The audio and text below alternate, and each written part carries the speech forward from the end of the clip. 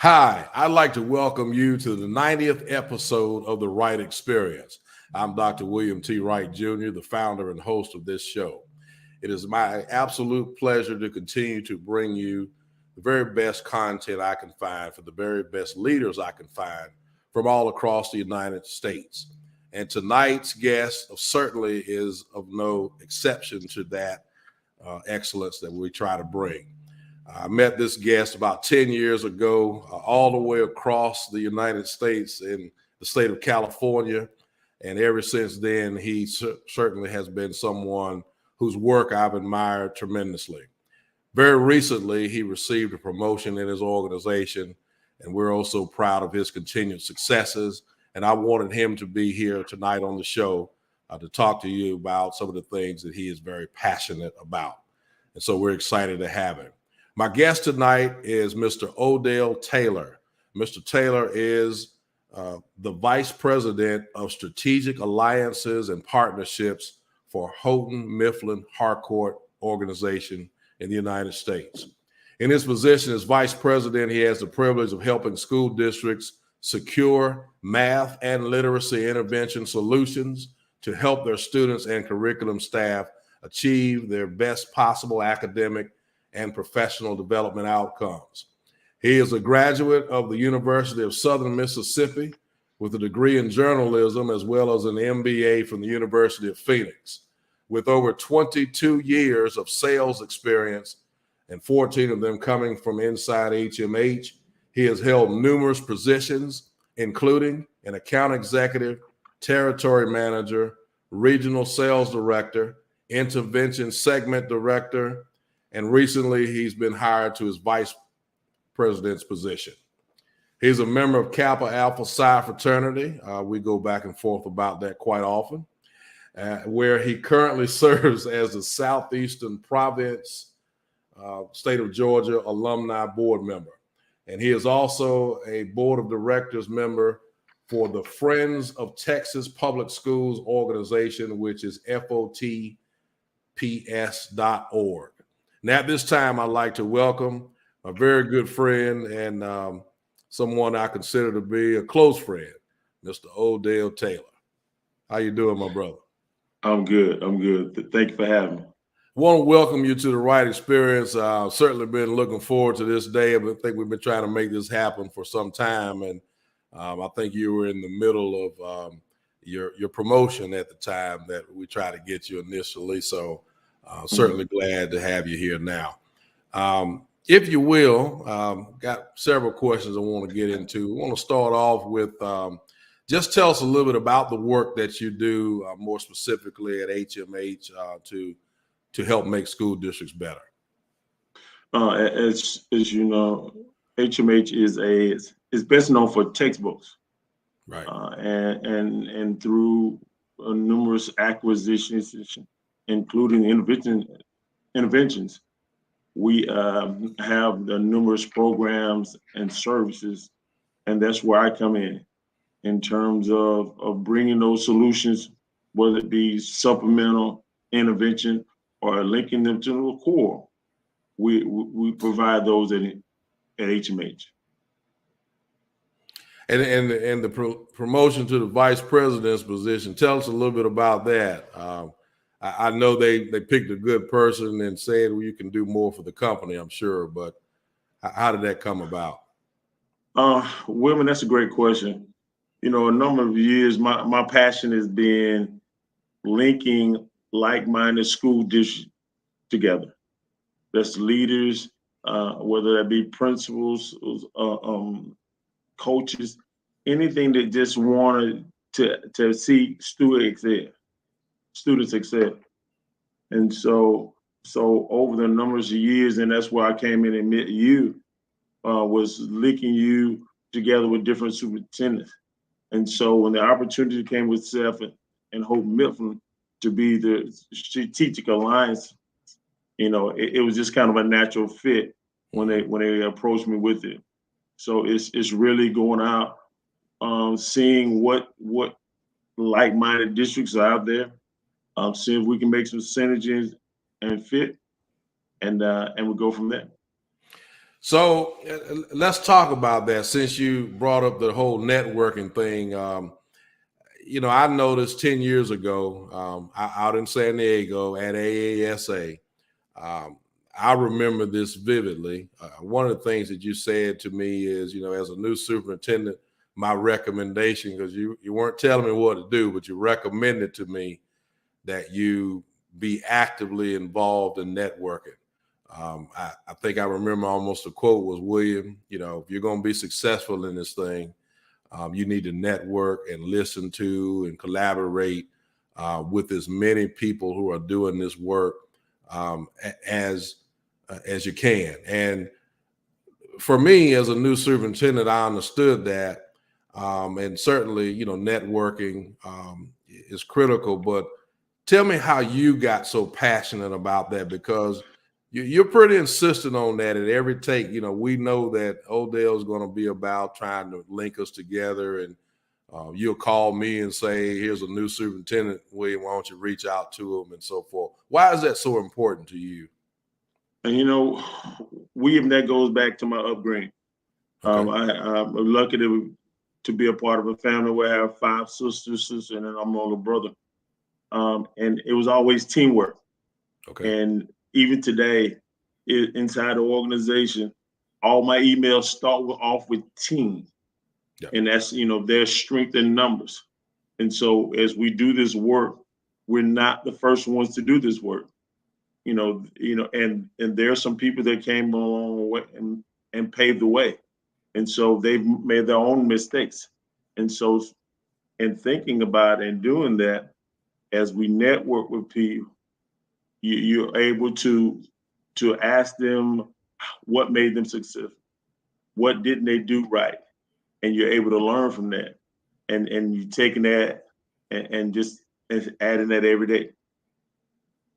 So even above the success of the organization, it's just about upbringing and making sure that we're connected together and can do this work, because we've been told as superintendents that this job is lonely, and it can be. But I just want to say, on behalf of me and my colleagues, thank you for the work that you do on a continuous basis to make sure that we stay connected and have that venue for those networks. That's well appreciated. Well, I appreciate that. And again, credit goes to HMH as well for Sure. seeing that longevity of my career. We've done that, and so when this came about, it was kind of a natural fit to collaborate on, with organizations such as the State Superintendent Association, like the one there in South Carolina, and then just bringing those superintendents together. And you started out, I think, in the southeast of the United States, but now you're kind of nationwide, aren't you, with your work? Yes. This work really consists of the top 100 school districts. It also consists of districts from the Council of Great City Schools. And the third caveat is districts that might not fall into either one of them, but there may be some synergies that we can come together and see that things fit.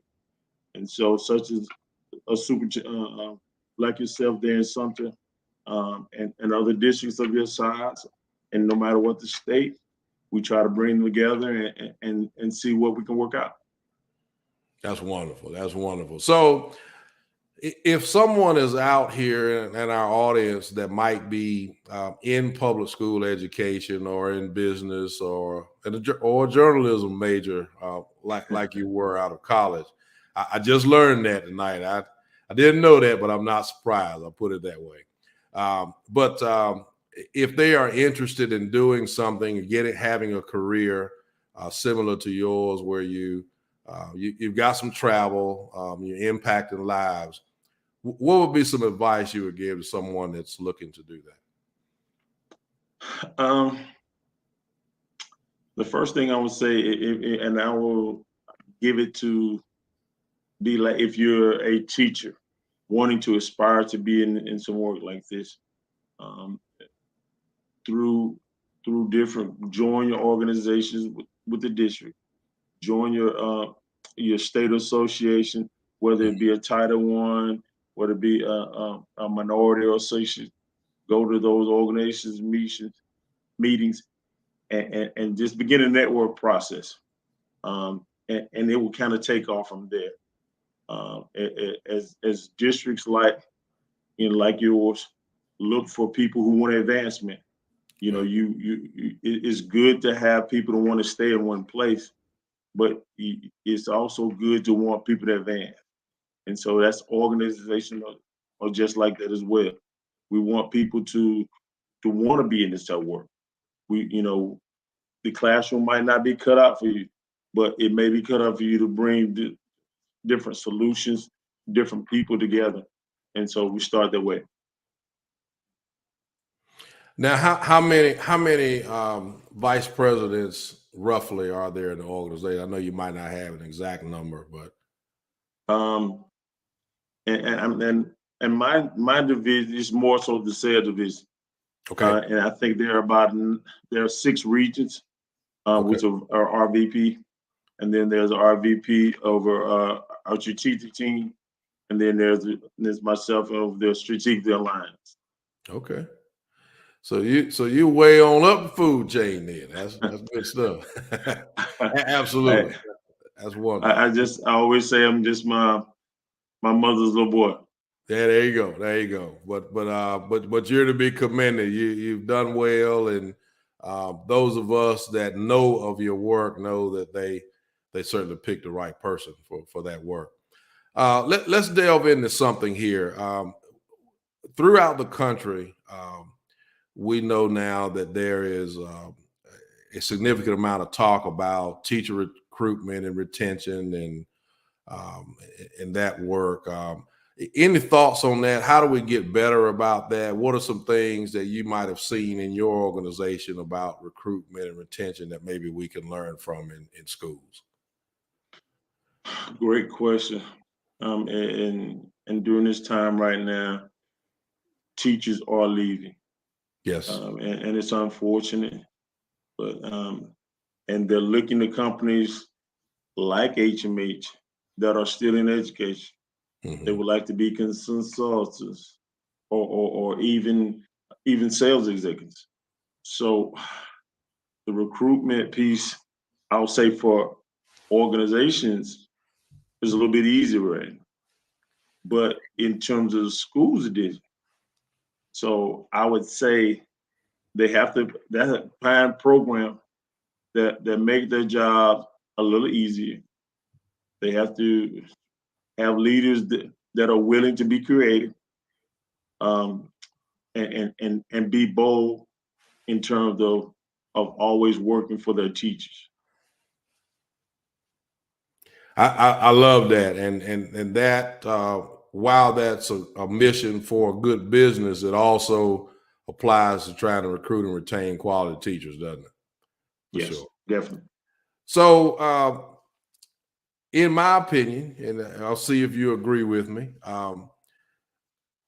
we're also starving for leadership. Good, solid, consistent leadership seems to be an issue now, and as I'm older than you, so as I get older, I won't talk about you. Um, we have concerns about the next generation of leaders. You know who they are, where we're going to get them from. What are some things that we need to do to ensure that strong leadership remains intact, in your opinion? You got any thoughts on that? Well, first and foremost, you as a superintendent, all the way down to your executive cabinet, your building principals, you have to be continuously training for leadership. Mm-hmm. You have to be training for when your CAL leaves, you have someone in waiting in the wing. As a superintendent, you have to put that in place. One of the things that you hear superintendents coming into the district to change this, to change that.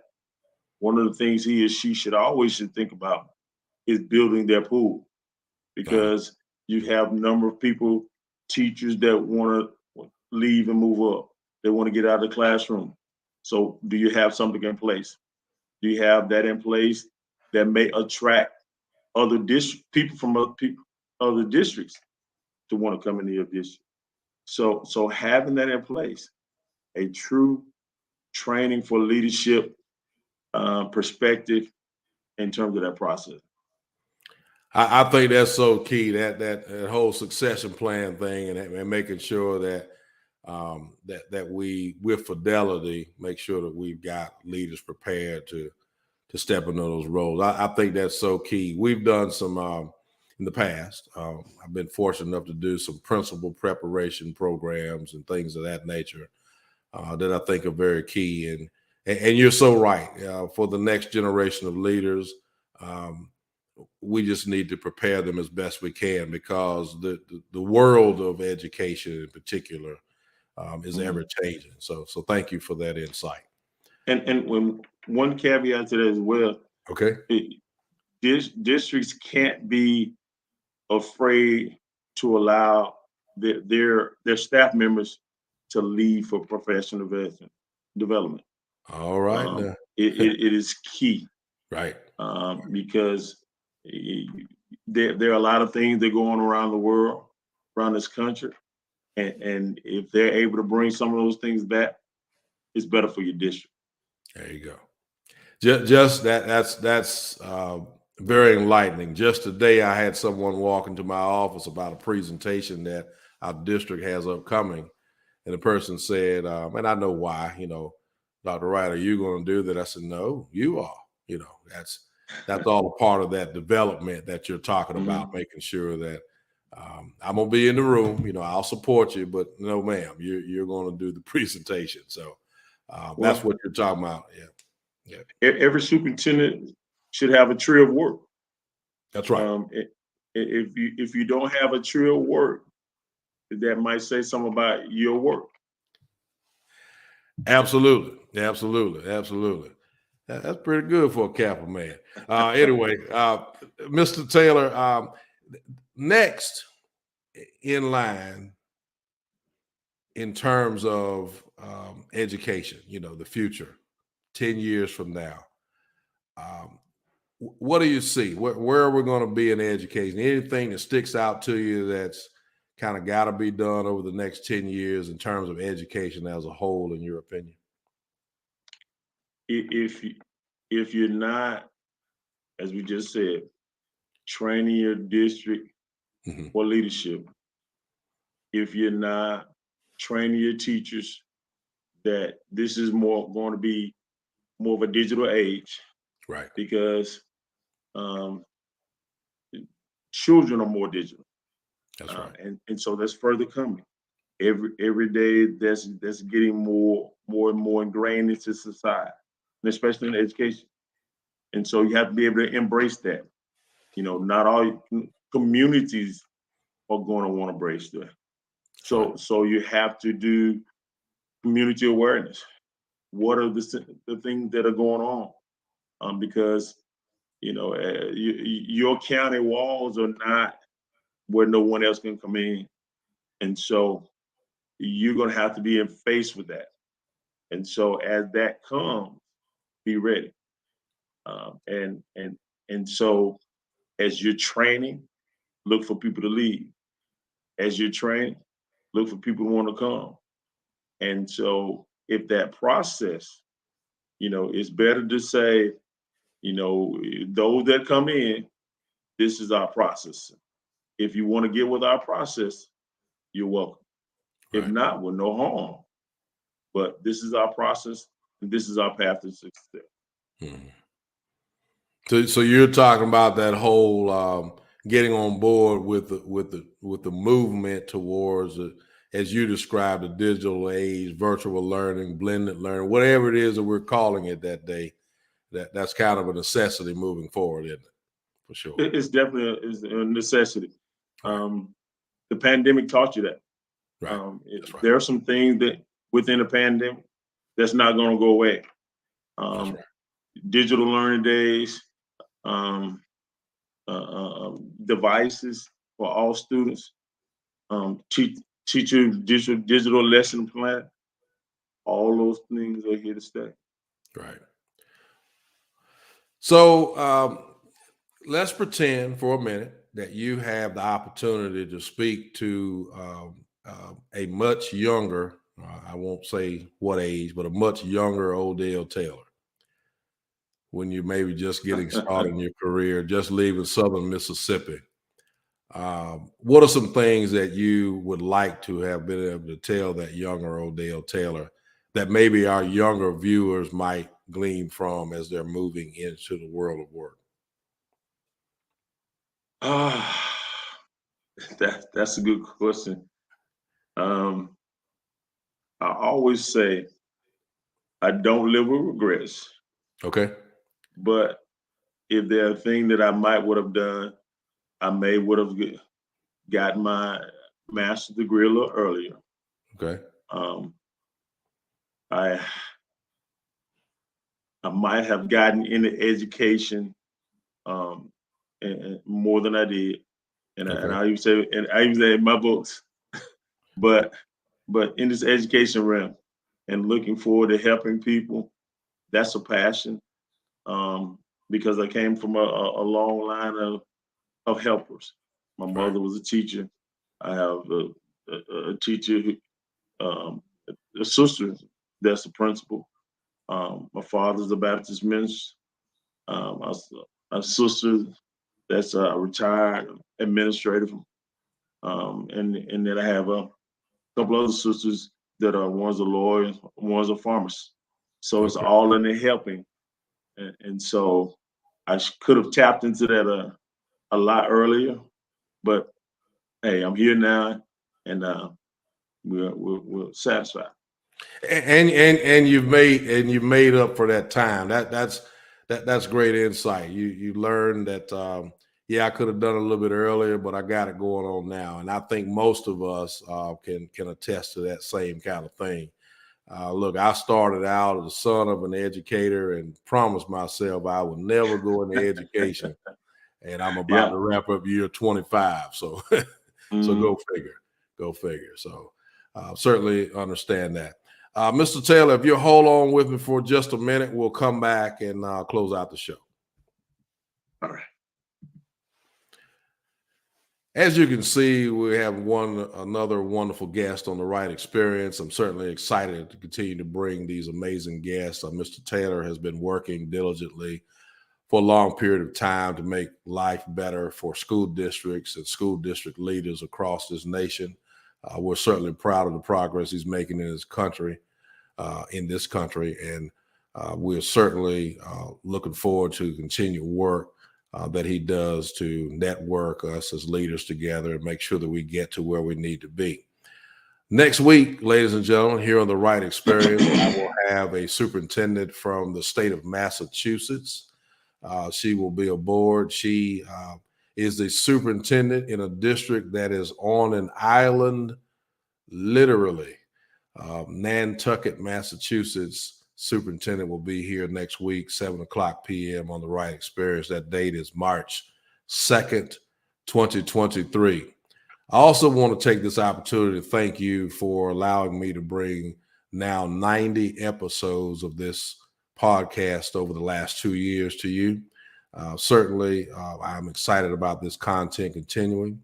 I do want to ask each of you that are listening to do me a favor and slip over to our YouTube page and make sure that you subscribe. You can simply go under my name, Dr. William Wright Jr.